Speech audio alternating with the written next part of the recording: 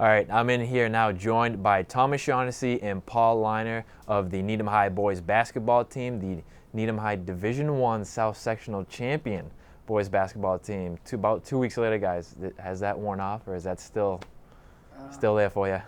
A little bit. I mean, I think about it all the time. We made some great memories, so it's definitely still with me. Definitely something to build off of next year too. Awesome. Yeah, I think for me, just we accomplished so many of the goals we set forward, and just seeing how far we went together, game by game.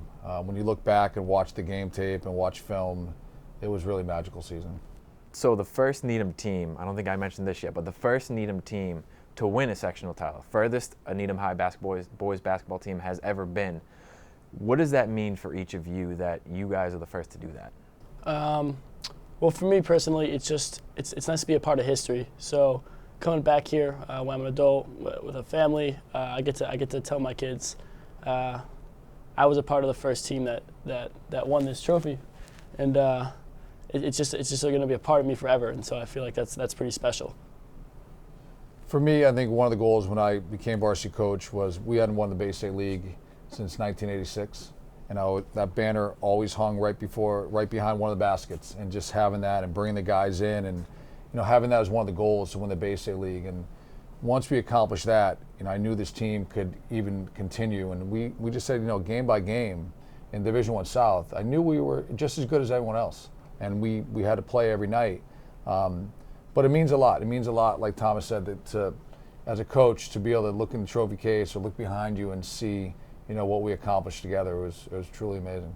We'll get in a little bit to kind of, not a game by game, but take, through little parts of the season. But first, I want to ask you guys, at the start of every season, usually there's things that you set and talk about, and usually goals is one of those big things. So is there anything maybe that you guys had as a team goals, individual goals, that you look back now and say, okay, we were able to accomplish X, Y, and Z? I think for me, starting off with win every practice was really important. If we won every practice and that was our first game playing against each other and the goals that we set forward. 2, we got together at Thomas's house with all the returning players on the varsity and their families and just set out our belief statements, what the culture we want on that team. And 2 of the biggest things that I really wanted to articulate that night was we over me and next play, and to have a next play mentality and to have a we over me mindset. And I really wanted that to be on the back of our shirts. And one of the captains stepped up, and I was glad he did, in front of that crowd and his peers and parents, and said, you know what, we want to keep we over me in the locker room and in our practice, and not let everyone know that that's what we're about. We want to let each other know that that's what we're about. And from that moment, it gives me goosebumps now. Like, I knew this team was going to be special. And for someone to be able to stand up and say that and want to keep things in our locker room, and it's, words in the back of a shirt don't make a culture. And I think it really started our season off, and this was like in October, started our season off with a mindset of we over me and next play. Yeah, back to the idea of goals, me and Coach, and actually I think with everyone, we got together and we separately wrote down 5 of our goals. Coach wrote down 5 of his goals that he had for me, and we switched, and they happened to be the same 5 goals. So throughout the season, we were thinking, this is what we want to get to, this is where we want to be, and it was nice to check some of those off. And definitely being a state champ was one of them, and that's still a goal of ours. So definitely moving forward, it was nice to have this goal-setting mentality, be able to build off it during the season, and then have another season to keep going at it. Sectional championship, state championship, that's all the talk, that's all the rage, obviously, especially the run that you guys had. But I want to rewind a little bit, because last year, I think, you guys especially know how last year ended for you guys. And then the season opener, okay, familiar opponent, exactly how your season ended. And that first game, I think it's safe to say, didn't exactly go how either you guys planned or wanted it to. After that game, how do you regroup, and what was the message, both maybe from you, Thomas, and then obviously Coach from you, for the team of, okay, how do we regroup and go from here? Yeah, so from a player's point of view at least, the first thing we tried to do was stay positive and understand that where we were after that loss is not where we were going to be 2 months from there, 3 months from there. So we actually talked in the locker room before the next practice and said, hey, that's not what we wanted to happen, but the only way we're going to get to change that is if we go out and we work hard every day, do the extra stuff, the little stuff, stay together, and stay positive. And so we were able to do that. A bunch of kids stepped up. Everyone played together, and the whole "we over me" mentality that our coaches preach and that we ended up buying into was super helpful in that process. I think we learned more from that loss than any win in the first at least 10 games that we had. That was the measuring stick. BC High, in your gym, opening night, and they just crushed us. And we saw, the little things are big things. Working hard in practice and being together.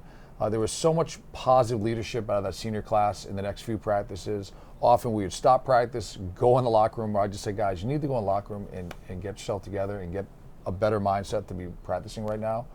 And I think kids really bought into how difficult it is in Division I South to be great. And it really brought us closer together. And I think we learned more in that than, like I said, in a win. Well, you just said Division I South, that field's stacked. You know what I mean? You got you got BC High, as you just said. Mansfield was the #1 seed this past year. CM, obviously, always a powerhouse. There's a lot of different teams that can pose a threat. But your first round game against Barnstable, kind of similar, not similar to that season opener, but similar in the sense, okay, you guys are at least a favorite in this game. You're trailing at halftime, and you actually even go down by 6 in the third quarter. So even before this whole magical run starts, it almost didn't even get there. So what was the message maybe from you, Coach, or what turned it around? I know those guys, Will Cooper turned it on in that third quarter. It was a huge spark plug. What was it besides just Will Cooper deciding to show up in that third quarter? Well, I think, the kids quickly realized there's no practice tomorrow, there's no game tomorrow. Like, if you're a senior, your year is done if we don't start playing, better together. They were a really good team. And the playoffs, I try to tell the kids, you have to try to sell this to your kids that every team is trying to achieve the same goal, regardless of their seed, regardless of where they are. And I think once our kids realize, this is going to be a tough game, and it's okay. It's okay. It's actually a good thing. We want to have a tight game. We made some really good plays in the fourth quarter, adjust our defense. I think the kids bought into, let's play a little 1-3-1, and it really threw them off, and we just stuck with it. And Michael Clem was great at the top of that. We made some really big shots. Will Cooper was great. Thomas was great. And, our bench was great. Everybody quickly realized, we need to be focused for the next 16 minutes because the first 16 did not go exactly how we wanted them to. Yeah, I mean, a few times throughout the season, we would play up against our best opponent, like Newton North. We'd go into the game thinking it's Newton North. We got to play our best. Then a few other times, for example, Braintree, we dropped one there. Wellesley, we dropped one there. Those games we went in a little too overconfident, thinking we're supposed to win this game. We're going to win this game, instead of thinking that we have to play our best to win that game. So I think coming out against Barnstable, they didn't have anything to lose. They weren't supposed to win. So we kind of laid back and let them play their game, but in the third, fourth quarter, we kind of said, all right, we got to win now, and we turned on our best basketball. We played some Needham defense, some transition basketball. I think that mindset of we have to win every game like it's our last game, that's what pulled us through that initial block. The cliche line, I think, so to say, especially in the playoffs, is, nothing comes easy, and it's a whole different ballgame, which is true. I think everybody would agree with that. But to all of you guys, that moment, again, especially against BCI and Mansfield, that moment never seemed too big. We mentioned it so many times on our broadcast, but it never seemed too big. How were you guys able to play so calm and stay so calm?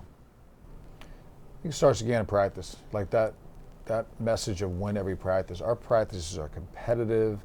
They're on the clock. There's a winner or loser. There's some conditioning for the team that loses. They're intense, really intense. And I think, they play for each other, and I think playing together and playing for each other. And I think our schedule, I told the kids at the beginning of the year, it's the best schedule we've ever earned. And last year's 18-4 team earned the schedule to play in Comcast, to earn the schedule to play at the Garden. the Comcast tournament was tremendous for our confidence. There were 4 outstanding teams in that tournament, and our players really showed up and played really, really well against great competition. And they, even though last year's team earned that schedule, this year's team had to play that schedule. Right. And I think going into Comcast and after Comcast, we really got back to who we were. So we played in big games and tight games. The Bay State League, to me, is the best league in the state. So they're used to playing against great players, great competition every single night. So I think they're ready for that level of competition, and they were just confident in their abilities. If you look at even the bench in those games, how into the games they are, and how into the next play that's going to happen. It's just together. I mean, that's. Yeah, I think a big part of it is also our relationship with each other off the court. Kids like Mike Clem, Will Cooper, starting off the season not playing a ton. I think coming from a friend's point of view, I was just there to say, hey, I know you can do this. You're at that level. Just need you to just bring it every day, and you'll get there. And for hearing that from a bunch of guys, I'm sure I know Shaker, Brendan Smith. Everyone was letting some of these guys coming off the bench know that they're just as important as the starters. So once they embodied that feeling of being just as important as whoever was starting the game, they ended up finishing the game because of how well they were playing. So I think just trusting each other, being friends, having a good relationship with each other really brings everyone's confidence up, and it showed. No, not many people obviously see what goes on off the court, but I think on the court you guys exhibited that and showed that, I think, tremendously, because you could see, again, whether it was your starters or somebody coming off the bench, you guys had that chemistry and that camaraderie, and you could see it, as you said, Coach, with the bench getting into the celebrations for whether it was a three-pointer from Shaker, and I think he probably hit, I don't think I'm exaggerating when I say I think against BC High in Mansfield, that he not too out of the ordinary to say that he probably hit maybe close to 60% of his threes, or something like that. Incredible night. Yeah. That boy can hit his threes, I'll just say that. But I'm glad you said, too, the connection that you guys have with each other, because my question for both of you is that I want to put out now is, okay, what's the biggest takeaway from this season? Coach, you said, last year's team kind of earned the schedule, and I'm sure, next year is going to be something similar to that. What's the biggest takeaway you guys have from this season, or the biggest memory that you're going to take away from this season? I think the biggest memory for me isn't even being on the court necessarily. It's just the fact that we can go out and practice every day, Saturday mornings, Monday nights, doesn't matter really when. Afterwards, we can say, however competitive it got, sometimes kids were pushing each other, getting really physical, and it was super competitive. And no matter what happened after practice, we'd bring it in. We'd say together on three. We'd break the huddle and we'd go in the locker room and we'd say, who wants to go get food? We would all be friends again. We just had such a good relationship, and we were able to take apart the basketball relationship from the friend relationship. And no matter what was happening on the court, we were always together off the court. So it made everything easier because we were always on the same page. So I think the fact that our friendship really translated to the way we played on the court was probably the best memory for me. A couple of memories. We did a hot yoga event over vacation, and you have all these guys, and most of them hadn't done hot yoga before, and they loved it, and they loved, we're able to just experience something that's different. And I remember the instructor said the last 3 or 4 minutes, everyone's sweaty and they love the class, and she said, just take a moment to just be in your own space, off your social media and off of your family and off your textbook and your relationships. Just be a moment just to breathe and think about where you want to go in a month and 2 months, 3 months. And the kids at the end, when are we going to do this again, Coach? They really enjoyed it. I think secondly, really seeing that something that is a word on paper next play, like the BC High and Mansfield game, when you actually can remove yourself and watch those broadcasts, they were tremendous high school basketball games. Yeah. Those games are 5 to 7 points the entire game. And for I think in the Wellesley game, I was not next play. And I remember writing these kids an email saying, I can't coach that emotional, and apologizing. I can't coach that emotional and that non-next play mentality. And I learned that night watching myself on tape that in order to preach next play, you need to be next play. And I think that game, and asking the kids, hey, what do you want to be on defense right now? Is there somebody you guys want to run? And just communicating. It's not my team, or it was just our team. And it was about us. And it was really special. I think you showed that we could hang with those teams. And they started believing, like, we can hang with these teams. And you're always selling it at halftime or before the game. And they believed in it, and they went out and got it. And it was just tremendous. Yeah, me and Brandon Monheimer, actually, we went back and did hot yoga the next week because we liked it so much. So we were in a class with a bunch of middle-aged women, and Any more we sessions embraced lined it. up? You guys We got embraced coming it. up? Oh, well, I'll be back there. I'll be back.